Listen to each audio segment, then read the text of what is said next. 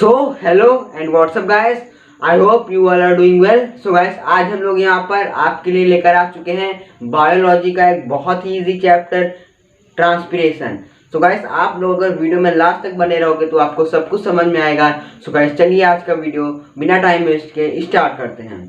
So guys देखो, सबसे पहले यहाँ पर हम लोग ट्रांसपिरेशन का मतलब समझने की कोशिश करते हैं।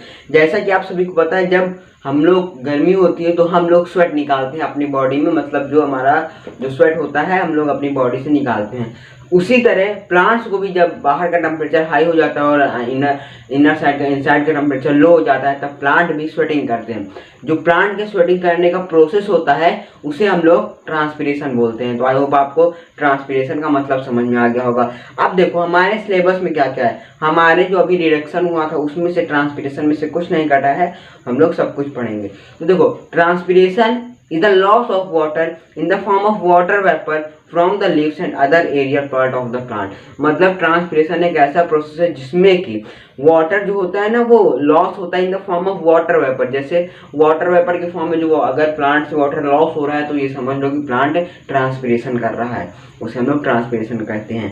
चलो, अभी मैंने आपको ये तो बता दिया कि ट्रांसपिरेशन होता क्या है, ट्रांसपिरेशन कैसे होता है, होता क्या है। अब आपको ये डेमोन्स्ट्रेशन करना है कि ट्रांसपिरेशन हो भी रहा है कि नहीं हो रहा। तो आप लोग जब सनलाइट हो तब आप लोग क्या करो, एक अपना छोटा सा प्लांट लो और उसके ऊपर पॉलीथीन बैग से उसको कवर कर दो।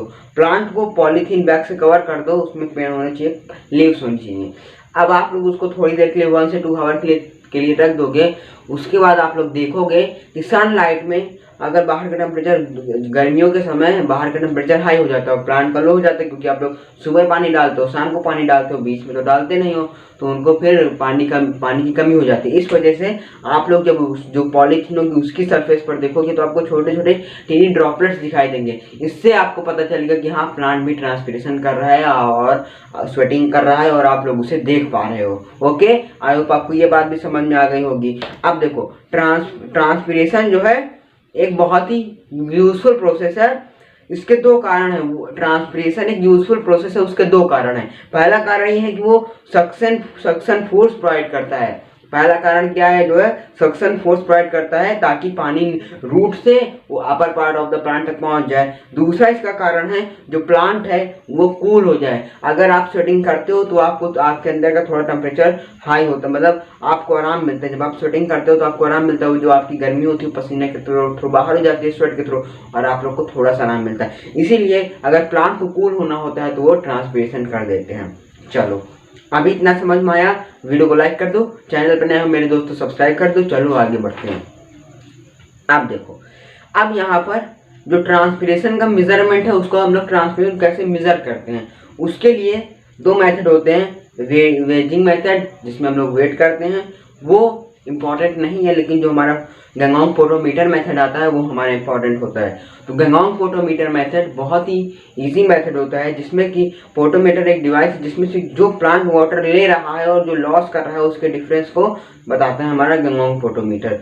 अब चलो यहाँ पर बात कर लेते हैं जो गंगाओंग फोटोमीटर होते हैं उसके प्रिकॉशंस क्या होते हैं। तो देखो, जो अगर जिस टाइम पे हम लोग गंगाओंग फोटोमीटर का यूज़ कर रहे हैं जिस प्लांट पे, तो वो पूरा मतलब जो भी फोटोमीटर है पूरा सेटअप वो वाटर टाइट होना चाहिए, मतलब उसमें कहीं से वाटर बाहर लीकेज ना हो पाए, वो वाटर टाइट होना चाहिए। और लिमिटेशन की बात करें तो यहाँ पर एयर बबल बहुत जल्दी से नहीं बनते हैं, इसमें जो लिमिटेशन है इसमें एयर बबल जल्दी से नहीं बनते हैं। और दूसरा, any changes in the outside air temperature में अफेक्ट, अगर बाहर टेम्परेचर में कोई भी चेंज हुआ तो अंदर की जो बबल्स हैं उनकी पोजीशन चेंज हो सकती है। तो ये कुछ लिमिटेशंस थे और प्रिकॉशन। अब देखो, अभी तक हमने समझ लिया कि ट्रांसपिरेशन क्या होता है। आई होप आप लोग को ट्रांसपिरेशन वर्ड का मतलब समझ में आ गया होगा। ट्रांसपिरेशन कैसे होता है, कौन करता है, किस लिए करता है, और ट्रांसपिरेशन कैसा प्रोसेस है, यूजफुल है कि नहीं, ये सब हमने बातें कर ली। अब यहाँ पर बात कर लेते हैं वो कितनी तरह का होता है। वो होता है हमारे पास 3 तरह का। Stomatal transpiration, cuticular transpiration and lenticular transpiration. Stomatal transpiration, cuticular transpiration and lenticular transpiration. जो हमारा स्टोमाटल ट्रांसपिरेशन होता है वो 85% होता है, जो हमारा क्यूटिकुलर होता है वो 10% और जो लेंटिकुलर होता है वो 5%। मतलब कि अगर प्लांट अपने बॉडी से स्वेट कर रही है, ट्रांसपिरेशन कर रही है, उसमें से मैक्सिमम चांस है कि वो स्टोमाटल के थ्रू करेगी। अगर स्टोमाटल के थ्रू से नहीं हो रहा है किसी कारणों की वजह से तो वो क्यूटिकुलर से करेगी, और क्यूटिकुलर से नहीं हो रहा है तो लेंटिकुलर, मतलब सबसे कम लेंटिकुलर और सबसे ज्यादा स्टोमाटल ट्रांसपिरेशन। अब हम लोग यहाँ पर बता देते हैं, अगर प्लांट की लीव से जो है ट्रांसपिरेशन हो रहा है तो वो हमारा स्टोमाटल ट्रांसपिरेशन हो जाएगा, और अगर डायरेक्टली लीव की सरफेस से हो रहा है तो वो हमारा हो जाएगा क्यूटिकुलर ट्रांसपिरेशन। और अगर किसी कटे हुए पार्ट से, मतलब पेड़ में कोई कट गया है, कुछ कटिंग्स हो गई हैं, कहीं छेद हो गया, वहां से पानी बाहर आ रहा है, मतलब ट्रांसपिरेशन हो रहा है, तो उसे हम लोग बोलते हैं लेंटिकुलर। जैसे आप लोग की चोट लग जाती है तो ब्लड होता है, चोट लग जाती है तो ब्लड बाहर आता है, उसी तरह अगर आप लोग प्लांट में कहीं से थोड़ा सा कट मार दोगे तो वहां से भी गीला चिपचिपा होने लगता है, वहां से भी वाटर बाहर आता है, वो बहुत कम वाटर आता है, इसी वजह से ये लेंटिकुलर बहुत ही कम % में होता है। ओके, अब यहाँ पर हम लोग मैकेनिज्म ऑफ स्टोमाटल ट्रांसपिरेशन समझ लेते हैं।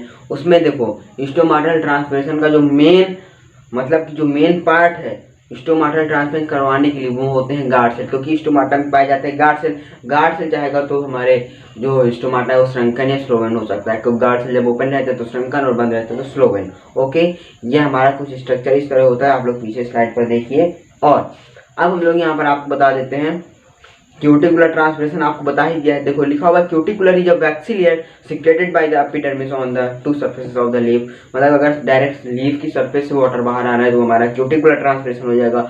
और अगर क्यूटिकुलर की थिकनेस ज़्यादा हो गई तो ट्रांसपिरेशन कम होगा। अगर क्यूटिकुलर जो एक वैक्सी लेयर होती है उसकी थिकनेस ज़्यादा हो गई तो ट्रांसपिरेशन कम होगा, क्योंकि पानी कम बाहर आएगा, ऊपर लेयर हो गई है।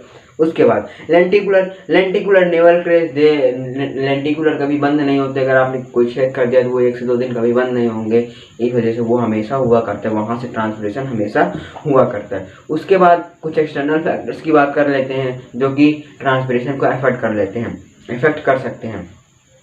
देखो, intensity of sunlight during the day stomata are open.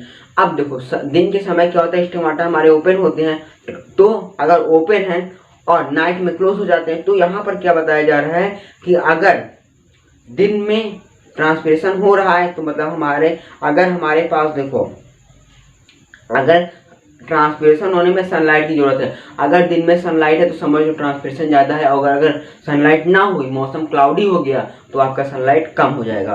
तो ये एक एक्सटर्नल फैक्टर था, क्या, इंटेंसिटी ऑफ सनलाइट, जो कि ट्रांसपिरेशन को इफेक्ट कर रहा है। अगला आता है टेम्परेचर। अगर बाहर का टेम्परेचर लो हो गया, मतलब बाहर भी ठंडी हो गई, तो प्लांट की बॉडी तो ऑलरेडी ठंडी रहेगी, तो यहाँ पर ट्रांसपिरेशन करने की जरूरत है। अगर लेट्स सपोज ठंडी में क्या आपको पसीना निकलता है, बहुत कम ही लोग होते हैं जिन्हें पसीना निकलते हैं, फिर जो दौड़ते हैं खेलते हैं उनको पसीना निकलता है। ऐसे अगर आप घर पे बैठे रहो तो आपको पसीना निकलेगा नहीं निकलेगा, क्यों, क्योंकि बाहर का टेम्परेचर भी लो है और बॉडी का भी टेम्परेचर लो है।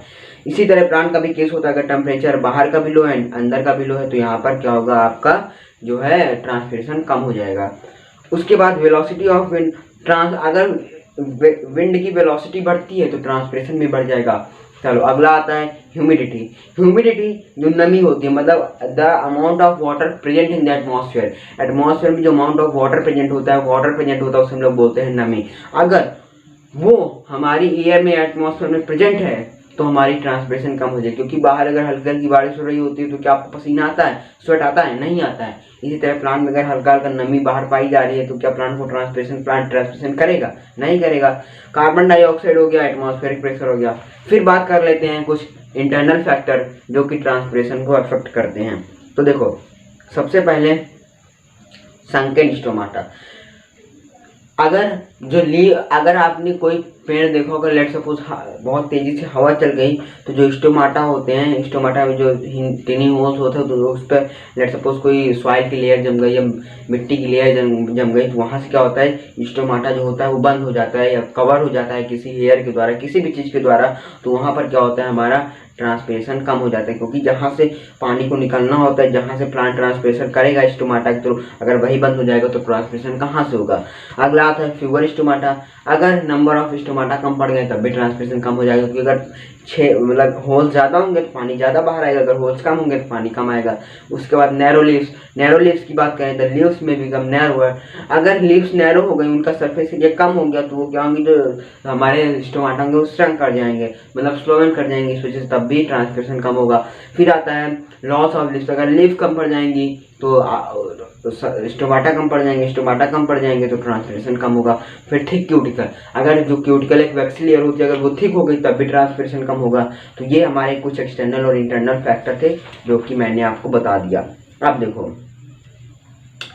अभी मैंने सिर्फ आपको ये बताया कि जो है ट्रांसपिरेशन के थ्रू ही सिर्फ वाटर से, मतलब प्लांट से वाटर बाहर निकलता है, लेकिन यहाँ पर एक होता है गटेशन। गटेशन का मतलब होता है जो the amount of water loss from the amount of water loss from the body in the form of droplet. मतलब अगर प्लांट से ड्रॉपलेट के फॉर्म में वाटर बाहर आ रहा है तो हमारा गटेशन हो जाएगा, और अगर वाटर वेपर के फॉर्म में आ रहा है तो हमारा हो जाएगा ट्रांसपिरेशन। ओके, इतना समझ में आएगा। गटेशन क्या होता है? The amount of water loss from the plant by the droplets is called guttation.